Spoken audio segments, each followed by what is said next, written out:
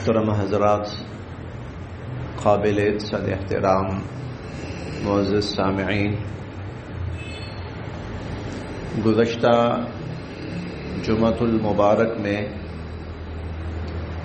نبی کریم صلی اللہ علیہ وسلم کی عظمت اور آپ کے مقام اور آپ کی شان اور آپ کی رفعت کے حوالے سے ایک دو باتیں عرض کی گئی تھیں کہ جب سے انسان کا آغاز ہوا اور جب تک انسان دنیا میں رہے گا، اربوں کھربوں انسان آئے اور آئیں گے، ان سب انسانوں میں سب سے اعلیٰ، ارفع، سب سے برتر، مقدس تر، محترم تر جو ہستی ہے وہ نبی کریم صلی اللہ علیہ وسلم کی ہستی ہے۔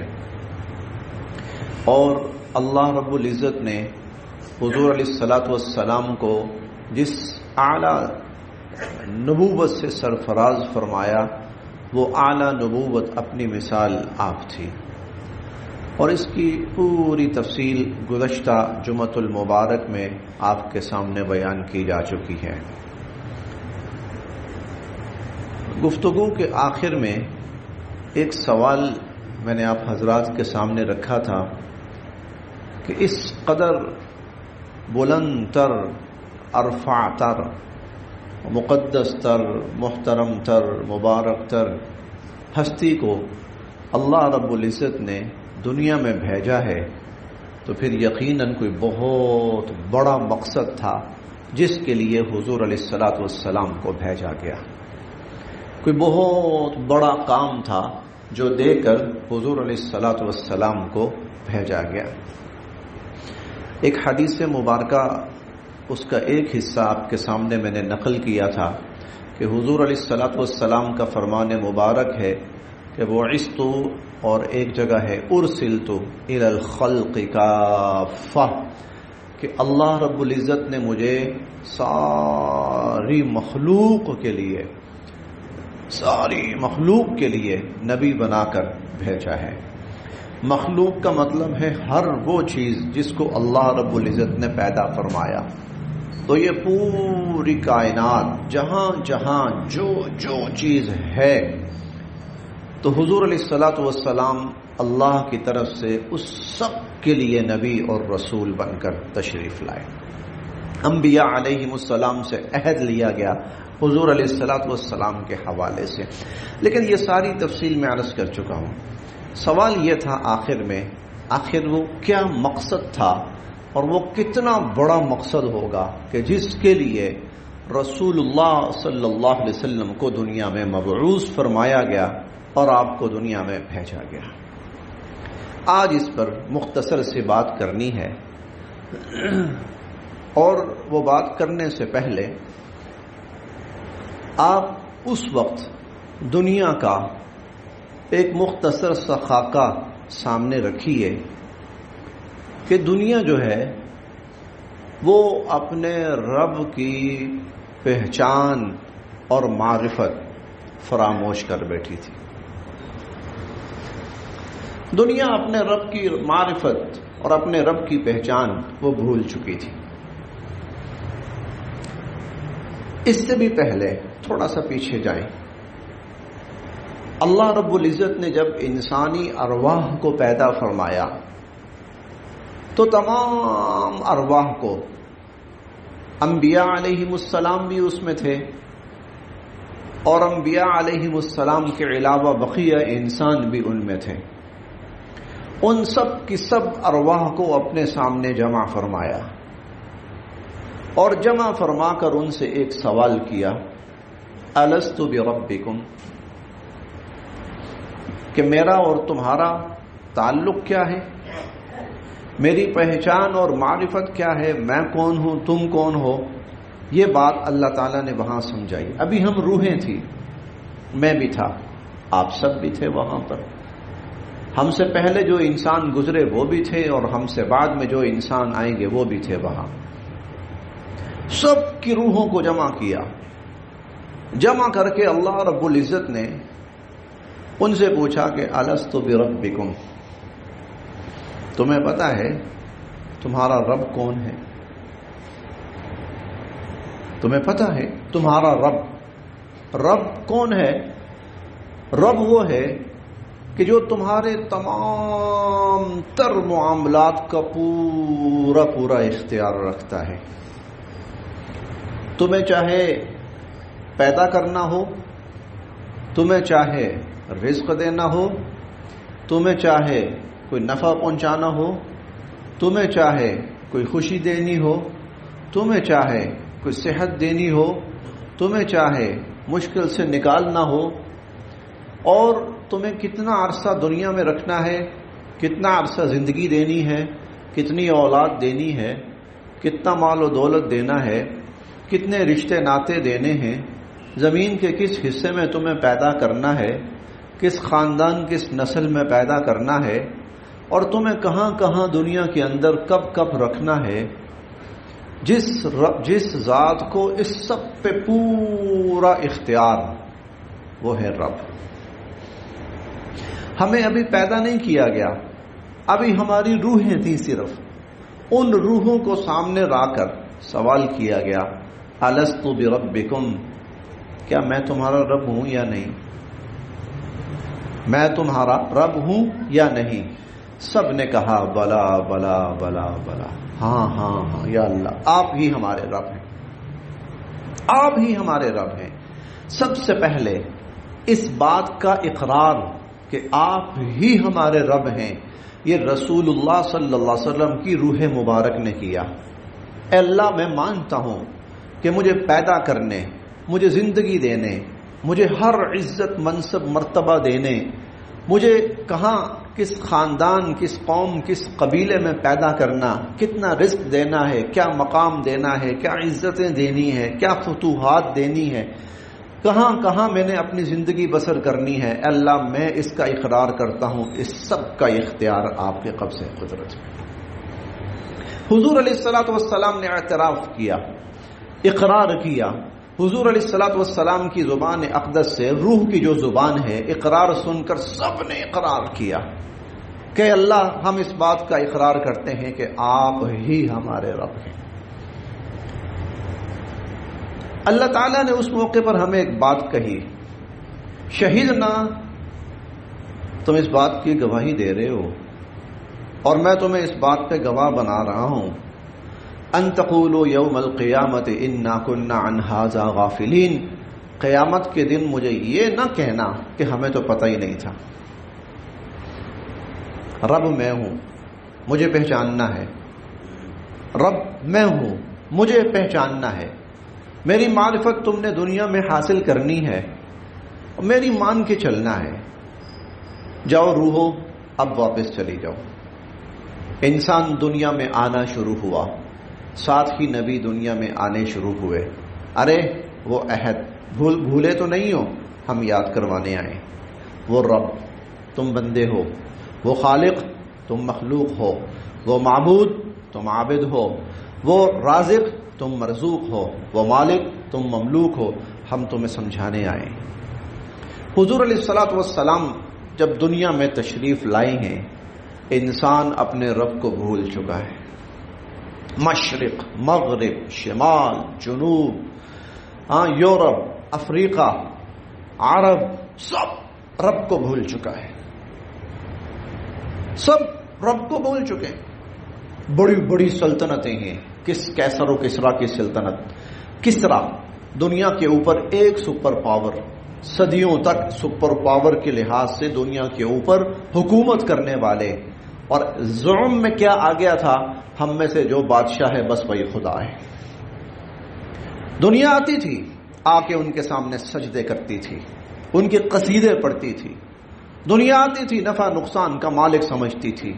اور ان کے جو دربار ہوتے تھے اور بادشاہوں کے جو محلات ہوتے تھے تو سمجھا یہ جاتا تھا کہ یہ خدائی کے مراکز ہیں، یہ خدائی کے مراکز ہیں. دنیا کی گردنیں وہاں آ کر جھک جاتی تھی. دنیا کی دوسری بڑی سلطنت، بہت بڑی سلطنت، آدھی دنیا کے اوپر جس کا اقتدار تقریباً چلتا رہا، وہ قیصر تھا. قیصر جس کو کہا جاتا ہے، سلطنت رومن جس کو کہا جاتا ہے، رومن ایمپائر کے نام سے معروف ہوئی. آدھی دنیا ان کے زیر تسلط ہے. اور عقیدہ کیا ہے رب کے بارے میں؟ عقیدہ کیا ہے کہ اللہ صرف تہائی خدائی کا مالک ہے. بس خدائی میں اللہ کا تیسرا حصہ ہے بس. باقی 2 حصے ایک عیسیٰ علیہ السلام کا ہے, ایک روح القدس کا ہے. اللہ اپنی خدائی میں بھی ان کا محتاج ہے. جب تک عیسیٰ کی خدائی نہیں ملے گی اور جب تک روح القدس کی خدائی نہیں ملے گی اللہ کی خدائی پوری ہی نہیں ہونی. اس اللہ کو اپنی خدائی میں بھی اوروں کا محتاج بنا دیا تھا.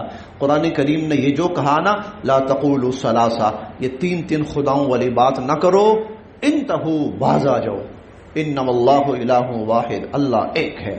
لقد کفر الذین قالوا ان اللہ ثالث ثلاثہ, ان لوگوں نے کفر کیا جنہوں نے کہا کہ خدا تو 3 میں سے تیسرا ہے. عرب کو دیکھیے, اہل عرب, جزیرۃ العرب, وہ کس گمراہی میں مبتلا ہو چکا ہے. وہ بس اوپر ہے, ایک اوپر نیچے ہمارا لات ہے, ہماری عزا ہے, ہماری منات ہے, ہمارا ہبل ہے. غزوہ احد ہوا, غزوہ احد مسلمان اور کفار پلڑا تقریباً برابر رہا, نہ کسی کو یہ واضح فتح ہوئی اور نہ کسی کو واضح شکست. تو درمیان میں وقفہ آیا تھوڑا سا, تو کفار کو یوں لگا کہ ہم نے مسلمانوں کے بڑے بڑے لوگ ختم کر دیے. چنانچہ انہوں نے نام لیا, حضور علیہ الصلوۃ والسلام کا نام لیا. زندہ ہیں؟ آپ نے فرمایا خاموش, جواب نہیں دینا, ان کو ذرا تھوڑا سا غلط فہمی میں رہنا دو. ابو بکر زندہ ہے؟ خاموش. عمر زندہ ہے؟ خاموش. عثمان زندہ ہے؟ خاموش. علی زندہ ہے؟ ہاں خاموش. ان کو غلط فہمی میں رہنے دو. جب یہ سب ہو گئے اور حضور نے فرمایا خاموش رہو, وہ یہ سمجھے کہ ہم نے ان سب کو ختم کر دیا. انہوں نے نعرہ لگایا, کس کا؟ لات کا, منات کا, عزا کا, حبل کا. لنا العزا لا عزا لکم, ارے ہمارے پاس تو عزا ہے, تمہارے پاس کوئی عزا بت ہے؟ ہمارے پاس حبل ہے, تمہارے پاس کوئی حبل ہے؟ ہمارے پاس منات ہے, تمہارے پاس کوئی منات ہے؟ اللہ نہیں تھا, اللہ نہیں تھا. وہ کیا کہہ رہے تھے؟ لنا العزا, عزا ہے ہمارے پاس, حبل ہے, منات ہے, یہ ہے, وہ ہیں. حضور علیہ الصلوۃ والسلام نے فرمایا اب خاموش نہیں رہنا, اب جواب دو. اور جواب کیا دو؟ اللہ مولانا لا مولا لکم, ہمارا اللہ ہے, تمہارا کوئی اللہ نہیں.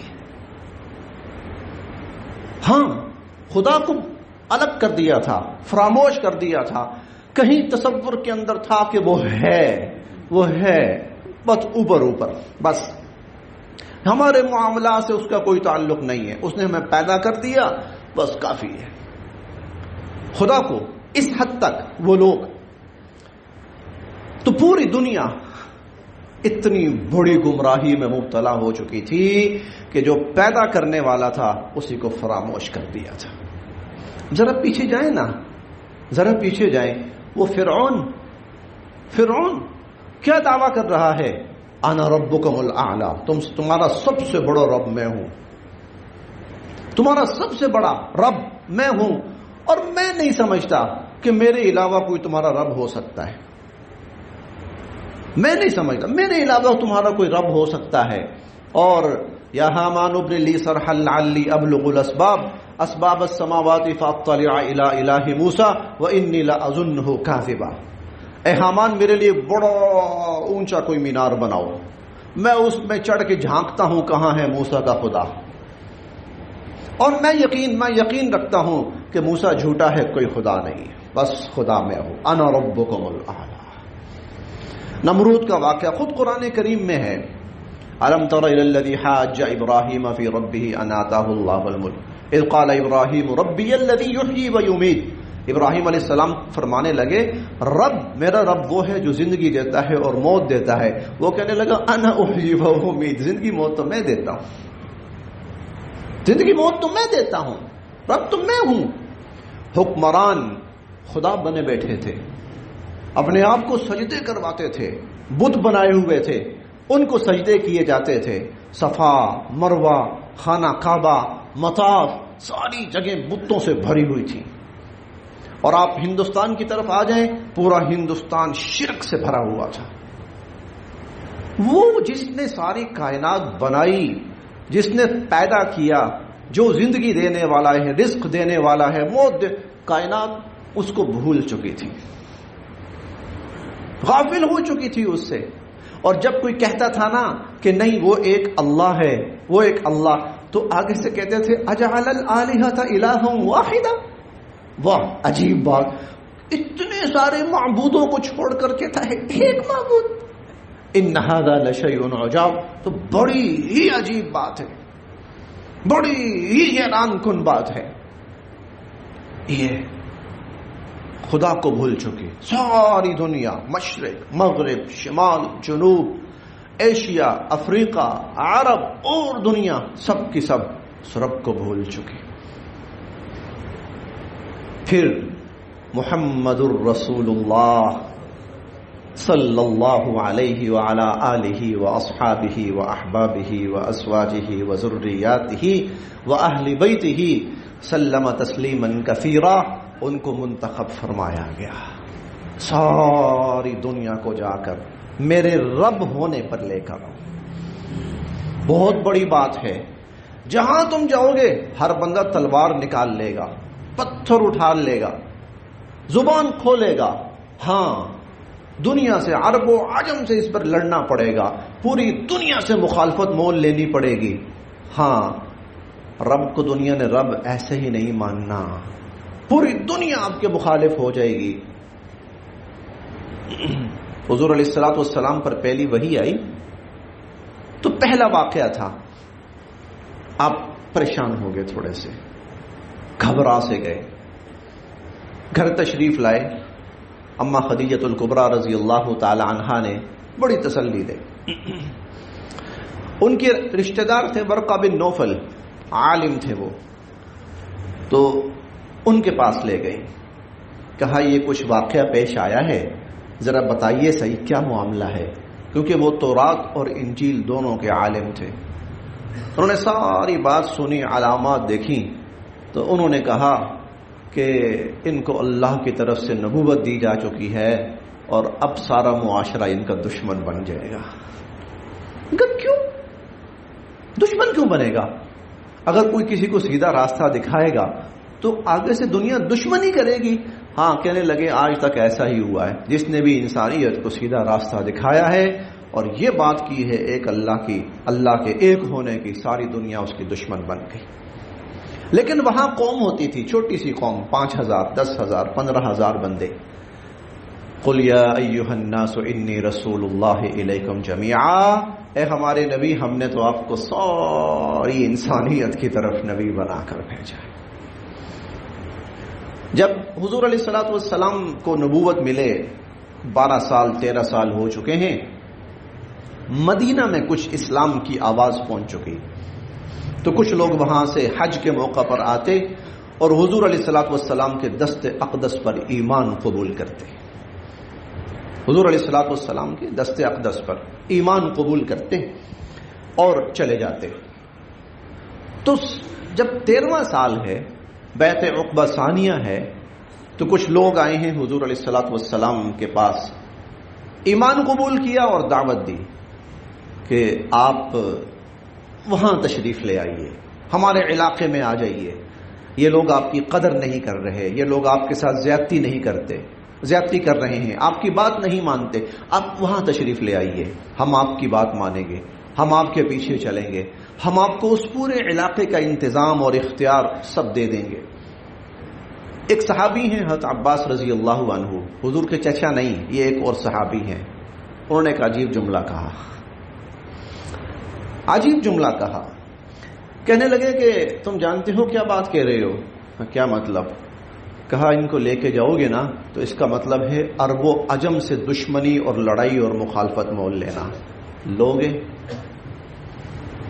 عرب و عجم سے دشمنی، مخالفت، دشمنی مول لوگے؟ وہ کہنے لگے ہاں ہم ان کے لیے عرب و عجم سے دشمنی، مخالفت مول لیں گے. ہاں حضور علیہ السلام پوری دنیا رب کو بھول چکی ہے، ہر ایک نے اپنا اپنا رب بنایا ہوا ہے، اور وہ جو ساری انسانیت اللہ کے سامنے عہد کر کے آئی تھی کہ تو ہمارا رب ہے، آپ ہمارے رب ہیں، اور اللہ نے کہا تھا قیامت کے دن یہ نہ کہنا کہ ہمیں تو پتہ ہی نہیں تھا۔ اب وہ دنیا غافل ہو چکی ہے، اب وہ ساری دنیا گمراہ ہو چکی ہے۔ ایک اللہ کو ماننے والے اس وقت انگلیوں پر گننے کے برابر رہ گئے تھے، بس کہیں بکھرے بکھرے، کوئی عرب میں، کوئی اکا دکا، کوئی افریقہ میں، کوئی ایشیا میں، کوئی اکا دکا، ایسے لوگ رہ گئے تھے۔ کوئی مڈل ایسٹ کے اندر کہیں کوئی اکا دکا، کوئی اللہ کا بندہ پہاڑوں غاروں کے اندر اللہ کو اللہ اللہ کر رہا تھا، ورنہ دنیا کے اوپر کیا تھا؟ ہم انسان خدا ہیں، ہماری خدائیاں ہیں، ہمیں ہی سجدے کرو، ہمیں ہی نذرانے لا کے دو، ہم ہی زندگی موت کے مالک ہیں، ہم ہی نفع نقصان کے مالک ہیں۔ پھر حضور علیہ الصلوۃ والسلام کو بھیجا گیا۔ حضور علیہ الصلوۃ والسلام نے پہلا اعلان کیا، لا الہ الا اللہ، قولوا لا الہ الا اللہ تفلحوا۔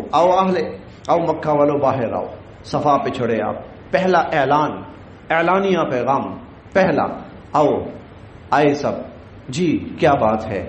اگر میں کہوں پیچھے سے دشمن حملہ آور ہو رہا ہے، مان لو گے؟ ہاں بالکل مانیں گے، سچ بولتے ہیں، ما جربنا علیک کذبا، کبھی جھوٹ بولتے دیکھا ہی نہیں ہے۔ میں تمہیں اس سے بڑی بات کہتا ہوں، قولوا لا الہ الا اللہ تفلحوا، کہ ایک اللہ کو ماننے والے بن جاؤ، ایک اللہ پر ایمان لے آؤ، لا الہ الا اللہ کا اقرار کر لو، تم سب کامیاب ہو جاؤ گے۔ جب حضور علیہ الصلوۃ والسلام نے یہ بات کی تو سب مخالف ہو گئے، سب دشمن ہو گئے۔ سگا چچا ابو لہب، سگا چچا ابو لہب، باپ کی جگہ، اور چچا نہیں تھا۔ ہمارے ہاں عموماً اس کے چچا کا لفظ استعمال کیا جاتا ہے، چچا نہیں، تایا تھا۔ حضرت عبداللہ جو حضور علیہ الصلوۃ والسلام کے والد ماجد تھے، وہ سب سے چھوٹے بیٹے تھے، باقی جتنے عبد المطلب کے باقی جو بیٹے تھے وہ بڑے تھے۔ تایا باپ کی جگہ پرورش کی ہے، پالا ہے، اور فخر کرتے تھے کہ ہمارا بھتیجا کیا شان والا ہے، کیا مقام والا ہے، کیا عظمت والا ہے۔ جب حضور علیہ الصلوۃ والسلام اللہ کا یہ پیغام سنا رہے ہیں، وہ چچا مٹی اور پتھر اٹھاتا ہے، پھینکتا جاتا ہے اور مارتا جاتا ہے۔ تبا لک یا محمد الہذا جمعتنا، اس لیے بلایا تھا ہمیں، اس لیے ہمیں جمع کیا تھا۔ الیاذ باللہ، وہ بڑا سخت لفظ ہے، میں اس کا معنی و مفہوم نہیں کرتا تبا لک کا۔ اسی لیے قرآن کریم نے ابو لہب پر اتنا سخت ریئیکشن دیا، تبت یدا ابی لہب، ارے باپ کی جگہ ہو کر، سگا چچا ہو کر، اور کم سے کم کچھ نہیں تو رشتہ داری کا لحاظ کر لیتا، صلہ رحمی کا لحاظ کر لیتا۔ ارے تیرے وہ بیٹے کی جگہ پر ہے، تو بدبخت تو اٹھا کر پتھر مار رہا ہے ان کو، تو ان پر مٹی پھینک رہا ہے، تو ان کے اوپر کانٹے پھینک رہا ہے، تو تیری بیوی۔ تبت یدا ابی لہب، ابو لہب اپنا انتظام کر لے۔ ما اغنا عنہ مالہ وما کسب، تو سمجھتا ہے تو عرب کا بڑا سردار ہے، تیری سرداری تیرے کسی کام نہیں آنے والی۔ وامرأتہ حمالۃ الحطب، تو دیکھ تیری بیوی جو حضور کی راہوں میں کانٹے بچھاتی ہے، ہم کیسے گلا گھونٹ کے اس کو مارتے ہیں۔ فی جیدہا حبل من مسد، دیکھنا ایک دن اس کی گلا گھونٹی ہوئی لاش پڑی ہوئی ہوگی۔ یہ میں مفہوم عرض کر رہا ہوں آپ کے سامنے۔ آپ کو کیوں بھیجا؟ قل هو اللہ احد، آپ کہیے اللہ ایک ہے، اللہ الصمد، اللہ بے نیاز ہے، لم یلد ولم یولد، نہ اس نے کسی کو جنم دیا ہے اور نہ وہ خود کسی سے پیدا ہوا ہے، ولم یکن لہ کفوا احد، اس جیسا کوئی ہے ہی نہیں، لیس کمثلہ شیء، اس کی تو مثال ہی نہیں ہے، اللہ کی تو مثال ہی نہیں ہے۔ شہید اللہ انہ لا الہ الا ہو، اللہ نے اس بات کی گواہی دی ہے اللہ کے سوا کوئی معبود نہیں ہے۔ وَإِن يَمْسَسْكَ اللَّهُ بِضُرٍّ فَلَا كَاشِفَ لَهُ إِلَّا هُوَ، سنو وہ ایسا اللہ ہے کہ اگر وہ کسی کو نقصان پہنچانا چاہے، نقصان پہنچانا، تو اس کے بغیر اس نقصان کو کوئی دور کر سکنے والا نہیں۔ وَإِن يَمْسَسْكَ بِخَيْرٍ فَلَا رَادَّ لِفَضْلِهِ، اے ہمارے پیارے نبی، آپ کو اللہ نفع پہنچانا چاہے کوئی اس کو روک کر تو دکھائے، وَهُوَ يُجِيرُ وَلَا يُجَارُ عَلَيْهِ، وہی پناہ دیتا ہے. مجال ہے کہ جس کو وہ پکڑے اس کو پھر کوئی روک کر تو دکھائے اور اس کو کوئی پناہ دے کر تو دکھائے.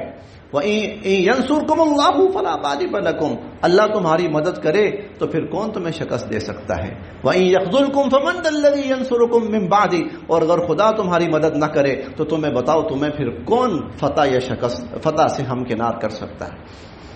وہ اللہ ہوا یحیی و یمیت. اے ابراہیم ہاتھ اٹھائیے، اٹھا لیے، بولیے. ابراہیم علیہ السلام بول رہے ہیں ہوا یطعمنی و یسقین، وہی کھلاتا ہے وہی پلاتا ہے. وَإِذَا مَرِضْتُ فَهُوَ يَشْفِينِ، بیمار ہوتا ہوں تو شفا بھی وہی دیتا ہے.